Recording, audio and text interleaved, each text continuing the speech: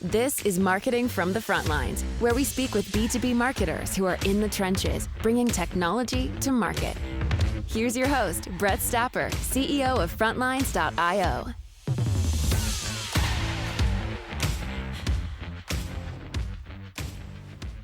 Hey everyone, and thanks for listening. Today we're speaking with Diana Rabba, Head of Marketing at Exein. Diana, how are you?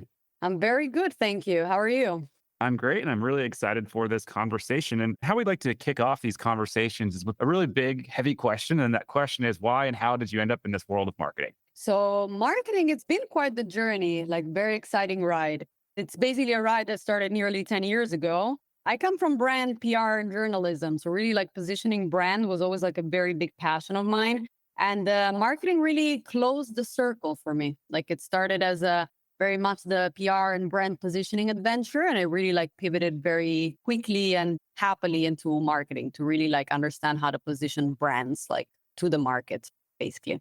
And your first marketing role, take us through your first marketing role. So yeah, I started my marketing journey as a localization manager and marketing manager for the Italian market at Wix.com. So yeah, that was my first role. Like, I really like took over like the whole like kind of marketing activities like for the Italian market. And it started from there. It went into SEO team lead. So I started like leading a team for like SEO organic growth specialist. Then it went into international organic growth lead. So like blogs, SEO content, all the type of like organic growth that you can kind of strive towards for international markets. And then it went into the international growth role at Wix for basically like growing Wix in all the markets around the world. And yeah, Wix exists in 21 languages and like almost countless countries. So yeah, that was that. Amazing. I also see that you were an editor at No Camels. I've always just loved the name of that brand. I think it's so good. What was that experience like? And It was very cool. It really like enabled me to see and dive into like unique technologies, like different kind of technologies, like from startups all the way like big companies. No Camels, obviously the name like rings the bell of the country that actually is not just like about camels. So I was like a role as an editor in Israel for this platform. And so yeah, it was really like about kind of understanding what type of technology, like innovative solutions like companies could have and really like looking forward to contributing to the planet in different ways through like technologies and how companies do that and writing about it, which was really cool. That must have been so much fun. It's just incredible the innovation that comes out of Israel, this tiny country, just all the big, especially in cybersecurity, all the innovation there, all the other innovation that comes. It's just incredible. I went there, I read that book, Startup Nation, years ago, and I booked a flight to Israel and just had to go. And it was one of my like favorite trips of my life. It was just amazing. Yeah. It's a tiny country, like big technological impact of various kinds. Yes, for sure. Yeah. It was a very good boot camp. I can imagine. Yeah. Did you grow up in Italy then, or did you grow up in Israel? Yeah, actually, I was born in Texas, but I grew up in Rome, but started working in Israel. Basically, my whole like career, all my like sort of professional path has been in Israel until like Italy. Most recently, I moved back to Italy a year ago. So I went from the cyber nation back to Italy, where I was raised, to actually work for a cyber company. So it's been like an interesting. Yeah, exactly. And what's the tech scene like there in Italy right now? I don't talk to too many B2B enterprise technology companies from Italy. What's the tech scene like? So I'm in Rome right now. When we look at Milan, for example, like Milan, there's actually quite a vibrant, very hectic tech scene there, like a lot of big brands, a lot of really like innovative solutions. Usually Rome is more, not like fashion is also in Milan, but like Rome is more the political capital, of course. And like kind of the tech scene is more like up north. But Italy is really like driving forward. And I think it's also the role of many like kind of talents, young people, like mid-senior that are really coming back to the country to try to actually like push it forward. So it's a very interesting time to be here. It does so happen, actually. Nice. It's always fun to be part of those ecosystems, especially when they're early days. I feel like it's very fun to be part of. Yeah, for sure. Now, if we look at the company, let's talk about what you do exactly, or what we do at a high level, keeping in mind that it's B2B marketers listening in. What does the company do and what market are you serving? So Exein it's a cybersecurity company for IoT. Basically, we secure connected devices at the moment, like over like 1 billion devices, like globally. It's a cybersecurity company for embedded systems. So for IoT and embedded systems, we basically make sure that, first of all, like devices at the firmware level, you can scan and analyze the threats that can potentially harm them, and then actually neutralize those threats. It's sort of like it's building the immune system of digital life. Everything that is digital and is based on a device, you kind of like secure it from the inside out and make sure that it's protected already from when it's created, produced at the firmware level. So it's like neutralizing any like potential hacking attack that could actually like affect those devices. So it's sort of like a lot of industries that you can think about, like, automotive, healthcare, industrial IoT. Most of the industries are based on digital, and it's ensuring that those digital systems are actually protected. So that's what it does. So what I actually do, like, it's rebuilding really the brand and growing the brand from the inside out, just as the product does, in a way to make sure that all the different like kind of clients, the B2B industry really understands the value of like protecting those devices at the firmware level. Their security posture is always like kind of ensured. And we have the technology to kind of like enable that and protect them before they even like kind of go into the, let's call it battlefield. Before they go into the ground, they're actually like making that journey already protected from the get-go.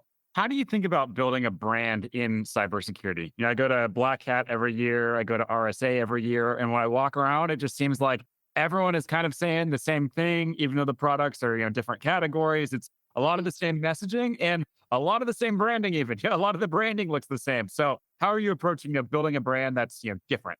Absolutely. So first of all, when we think about like B2B and as well, like the kind of cyber specifically, there's a lot of this sort of austere kind of even conservative approach to it.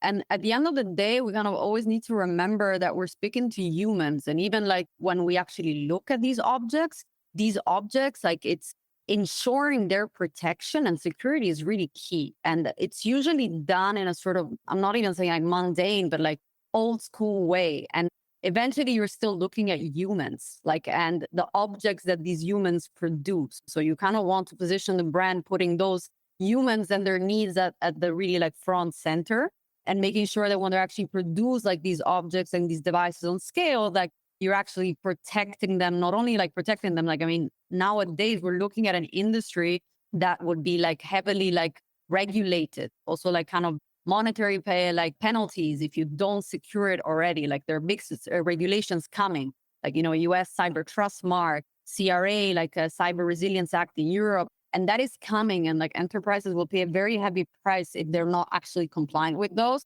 So we're kind of like stopping this issue like from the outset to make sure that actually these devices are protected and also compliant with these regulations. But at the end of the day, I look at this brand as a brand that needs to make you feel safe, like as a company going into the field with whatever device you're actually creating.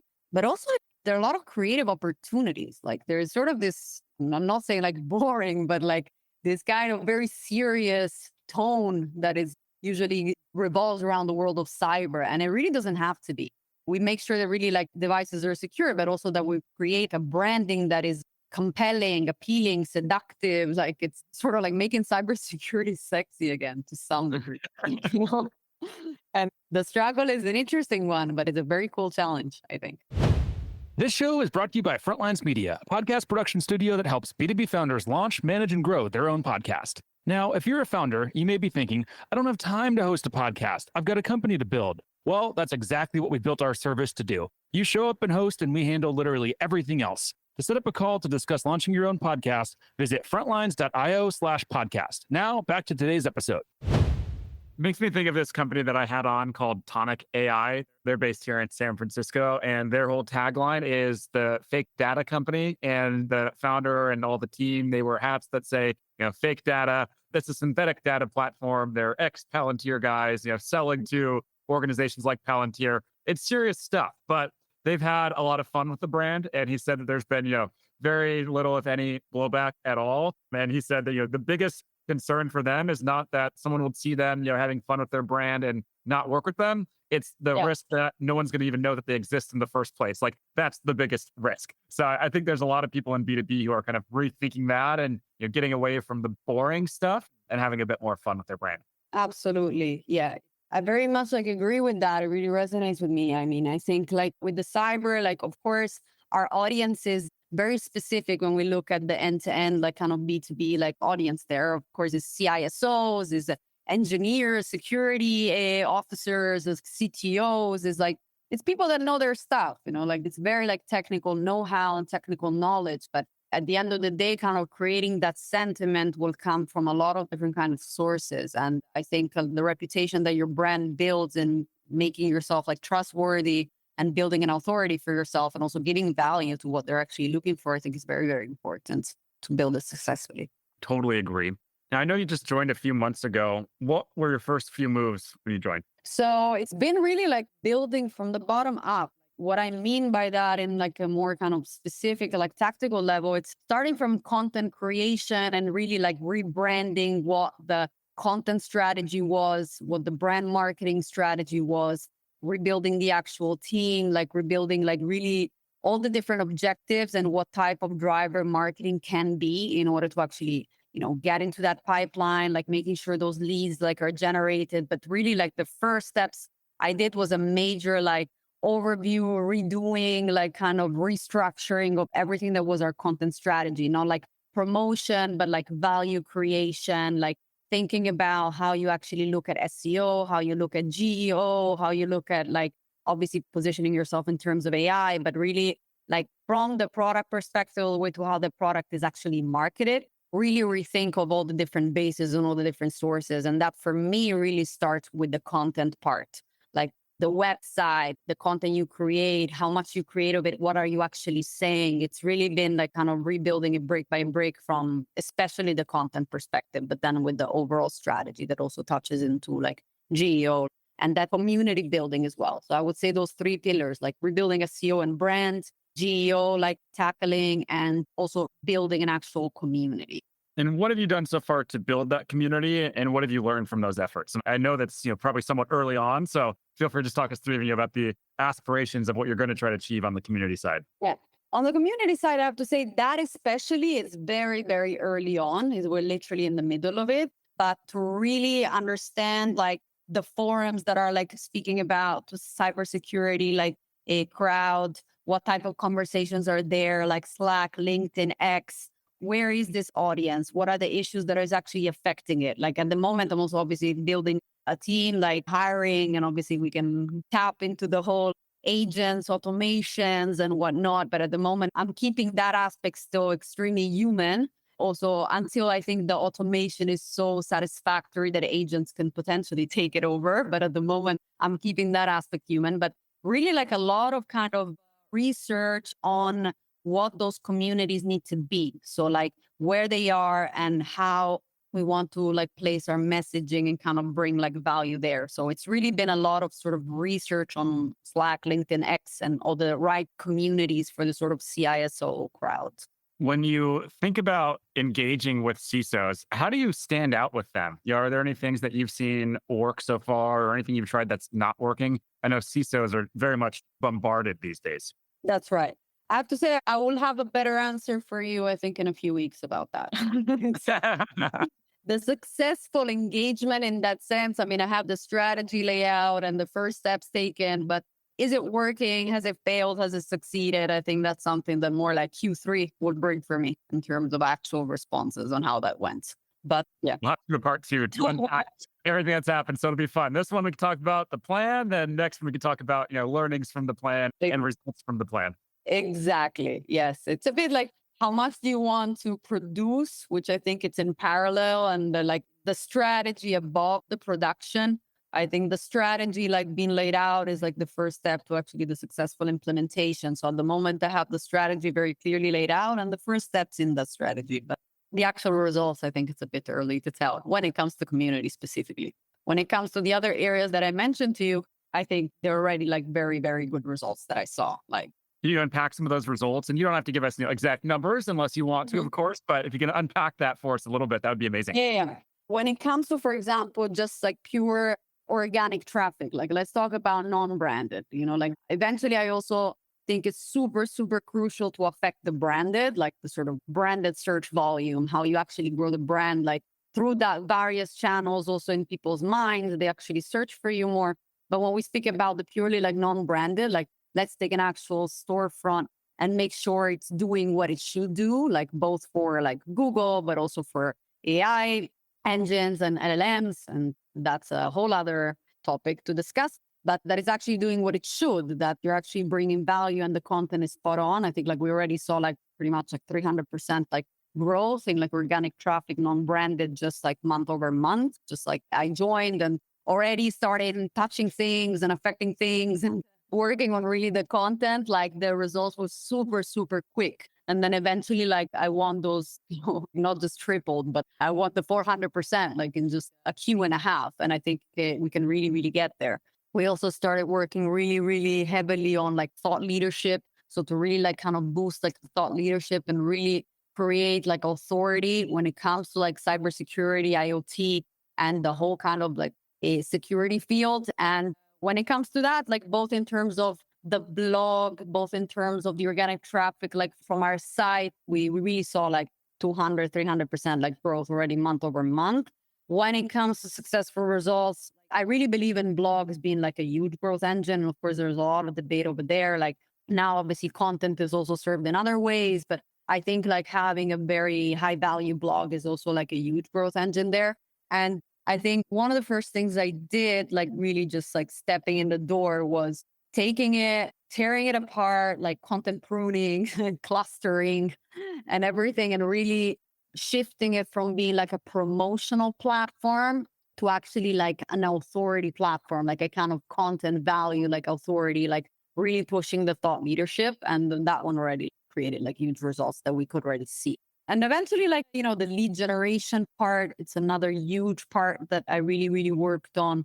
Inbound email, like understanding whoever was already an existing a kind of community audience leads that we had, and really understand how to talk to them, like a lot of kind of trials and error, and then really like tailoring messages to those.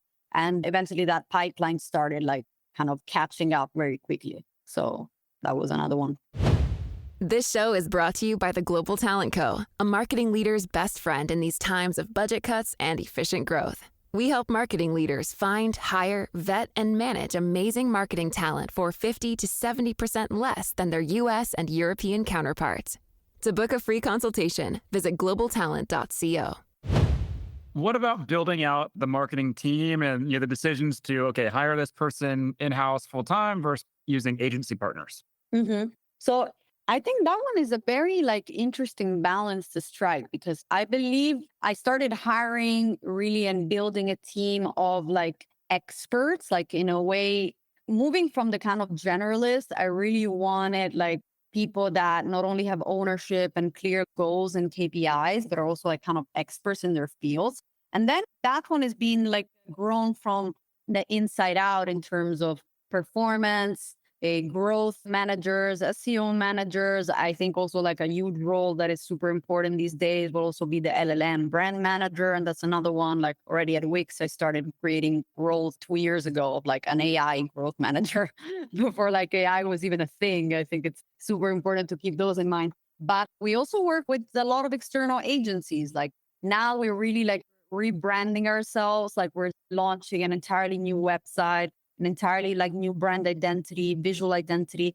And for that, we actually use the very significant, substantial, like kind of contributing support of an external agency that is really, really top notch, that did an amazing job for us. And in kind of setting us off the ground, I think that would be very, very helpful, and it will prove very helpful. But at the same time, I also believe in kind of nurturing talent from within, like actually having like people that really understand the brand, know your brand, and then kind of growing those expertise from within the company. I'm a firm believer eventually no one knows your brand better than you to some degree. So I think it's really a balance to be found. We think ahead for the rest of 2025, which is, flying by. What's a big challenge or problem that you're setting out to try to solve and overcome? So I think it's really, I wouldn't call it obviously like a problem, or the really, really cool challenge of positioning this brand in the right way, like, and really bringing value to that audience and enterprises. And the challenge is really to create a very successful, like, flows, like really generate those like qualified leads down the pipeline that will eventually like kind of from the top of the funnel all the way down to the funnel that will be going through that journey very successfully. So I think that's really an important one. And in light, like, I mean, it's a very quickly growing company. Like we kind of grew in revenue like 450% just like year over year. And I think it really like in a way the sky's the limit there. Like I think we can even like double it. These days, like cyber is super, super key. And we're seeing what's happening around the world with like cyber attacks and whatnot. But I think really the challenge to be solved is to make sure that in a very, very like competitive like landscape and a landscape that is actually highly, suspicious, intelligent, like inquisitive. And that's absolutely right, that we really like build that trust. And that trust is eventually, it's a long game. I think it's very easy, like in B2B marketing, sometimes to go like for quick wins and so on. And it's almost like going on a date. You can't close it right after the date, like you can't really have a relationship right after that dinner, it's a long game. And I think like playing the B2B long game is a bit like the biggest challenge, and knowing what that long game actually looks like. How long is that game? Like there's so many marketing programs that just get destroyed because of that. I think because executive leadership or, whatever it is that's, kind of forcing them to generate short-term results. I feel like that comes at a cost. And, the reality is for B2B, it's long buying cycles. It takes time to build trust and get through those cycles. So I think a lot of marketing goes to waste because of pressure. Absolutely. Yeah, I completely agree. It's also, I feel that there's always like a very big, important sort of underpinning pillar that always served as a sort of lighthouse, the guiding post of everything, which is OKRs. It's always been for me, I have to say, like my best friend is OKRs in the past, like 5-7 years. And really everything is kind of like functional to that. But sometimes those OKRs, when it comes to really like position a brand and let it turn into a very verifiable, like tangible revenue growth, which is eventually what I want. I want like marketing to actually bring like 15% more like revenue growth. And I think it can really do that.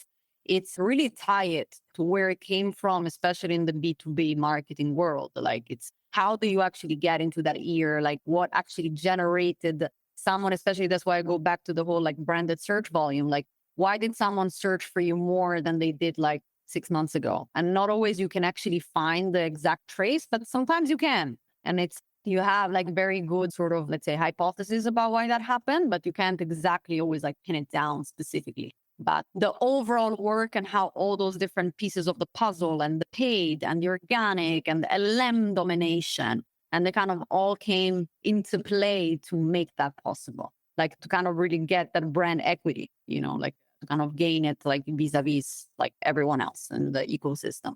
100% agree. Now, final question for you, since we're almost up on time here. What advice would you have for other marketing leaders who are just now coming into their roles? So I think marketing, it's a huge, exciting, and I always found very inspiring like field, the ecosystem, world, cosmos, whatever you want to call it. And it's very, very easy to really get like kind of tangled into the small pieces, not to connect to the really like big picture, and indeed like kind of strive for the quick wins that are easy to see. And in a way, sometimes almost like the ego, the self-awareness need that. Like, you kind of need that like quick win to really taste it and kind of getting you to move forward. But it is really a long game. Like eventually, like authority and trust will always kind of win the day. Whereas like trends are sort of fading, like trends are extremely like temporary. Whereas instead, like actually building the authority and the trust is like what you call also in organic, like the EAT, and then it goes into many other areas to really like kind of play that long game of trust and authority. I think it eventually what wins the day as a marketing leader. 100% agree and love that advice. We're going to wrap here. Before we do, if there's anyone that's listening in that just wants to follow along with you and your journey, where should we send them? So you can contact me for sure on LinkedIn. By all means, you can also approach me like by email. So it's diana@exein.io. So yeah, LinkedIn and email, very much like welcoming and happy to receive any questions and follow up. Incredible. Well, thank you so much for taking the time. Thank you for having me. Great to be here. This episode of Category Visionaries is brought to you by Frontlines Media, Silicon Valley's leading podcast production studio. If you're a B2B founder looking for help launching and growing your own podcast, visit frontlines.io/podcast. And for the latest episode, search for Category Visionaries on your podcast platform of choice. Thanks for listening, and we'll catch you on the next episode.